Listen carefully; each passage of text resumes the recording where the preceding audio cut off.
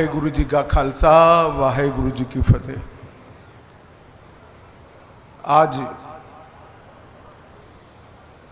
सम्माननीय बादल साहब की अंतिम अरदास में मैं संगत के सामने उपस्थित हुआ हूं, तब बादल साहब हमारे बीच में न रहने से केवल पंजाब नहीं, समग्र देश की राजनीति और सामाजिक नेतृत्व के क्षेत्र को कभी भी जिसकी पूर्ति न हो ऐसी क्षति हुई। ये गड्ढा जो बादल साहब के जाने से शून्यता जो पैदा हुई है, मैं देख रहा हूं लंबे अरसे तक इसको भर पाना सबके लिए बड़ी मुश्किल हो। बादल साहब के जाने से सिख पंथ ने अपना एक सच्चा सिपाही खोया है,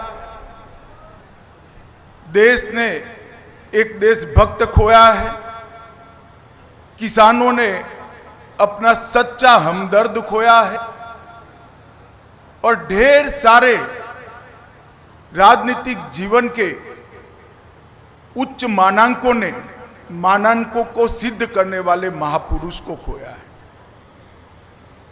इतना लंबा सार्वजनिक जीवन, 70 साल का सार्वजनिक जीवन के बाद व्यक्ति चला जाए और पीछे कोई भी दुश्मन न हो, ऐसा अजात शत्रु जैसा जीवन बादल साहब के बिना कोई नहीं जी सकता। ये मेरे मन से मैं मानता हूं। मैं अनेक बार बादल साहब को मिला हूं, जब भी मिला कुछ सीख पाकर गया, जब भी मिला चेतना प्राप्त कर गया। इन्होंने हमेशा सच्चा रास्ता दिखाने का प्रयास किया। दल तो हमारे दो अलग थे, परंतु हमेशा उन्होंने वो ही कहा जो मेरे दल के लिए भी सही था। इतनी पारदर्शिता के साथ राजनीतिक जीवन में सलाह देना ये महामानव के सिवा कोई नहीं कर सकता। पंजाब के लगातार विधानसभा में रहने वाले सदस्य, सबसे ज्यादा रहने वाले सदस्य बादल साहब रहे। सबसे ज्यादा चुनावी राजनीति में भारत में जनप्रतिनिधि रहने का रिकॉर्ड भी बादल साहब का है। 5 बार पंजाब के मुख्यमंत्री बने और मैं रिकॉर्ड के आधार पर कह सकता हूं, नए पंजाब की नींव डालने का काम श्री प्रकाश सिंह बादल ने किया। सरदार प्रकाश सिंह बादल के जाने के साथ ही भाईचारे का सरदार चला गया। पूरा जीवन हिंदू सिख एकता के लिए पूरा जीवन उन्होंने समर्पित किया।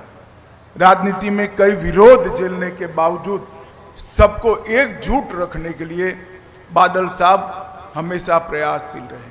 अभी सरदार सुखबीर जी बता रहे थे, बादल गांव में मंदिर भी बादल साहब का बनाया हुआ है, मस्जिद भी बादल साहब की बनाई हुई है और गुरुद्वारा भी बादल साहब का बनाया हुआ है। साच अर्थ में ऐसे व्यक्ति को दिया लेकर भी ढूंढेंगे तो देश के राजनीतिक जीवन में, सामाजिक जीवन में कभी भी नहीं मिल पाएगा।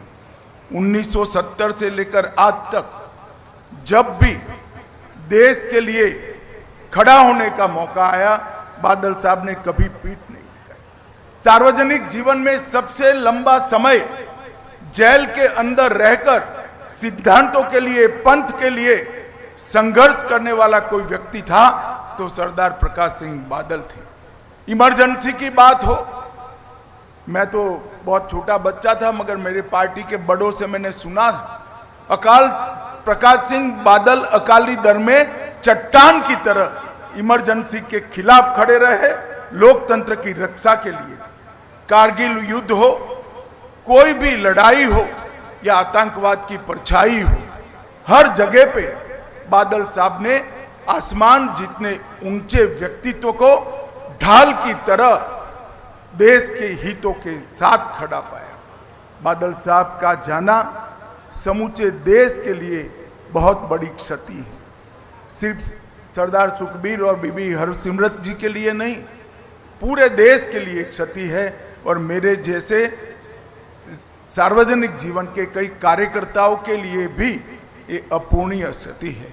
आज दसम गुरु के चरणों में मैं यही प्रार्थना करना चाहता हूं कि बादल साहब के जीवन से हम सब प्रेरणा लें और उन्होंने जिस रास्ते पे चलने की सीख दी थी उस रास्ते पर चलने की वाहेगुरु हम सबको शक्ति दे। भाई सुखबीर बादल और बीबी हरसिमरत बहन को मैं इस अपूर्णीय स्थिति के लिए मनपूर्वक दुख व्यक्त करता हूं और बादल साहब के सारे अनुयायियों के लिए भी मेरे मन में जो भाव है इसको व्यक्त करने के लिए मैं आया हूं। अंत में बादल साहब को मेरी ओर से, मेरी पार्टी की ओर से और समग्र देश की ओर से, भारत सरकार की ओर से श्रद्धांजलि देकर मेरी बात को समाप्त करता हूं। वाहेगुरु जी का खालसा, वाहेगुरु जी की फतेह।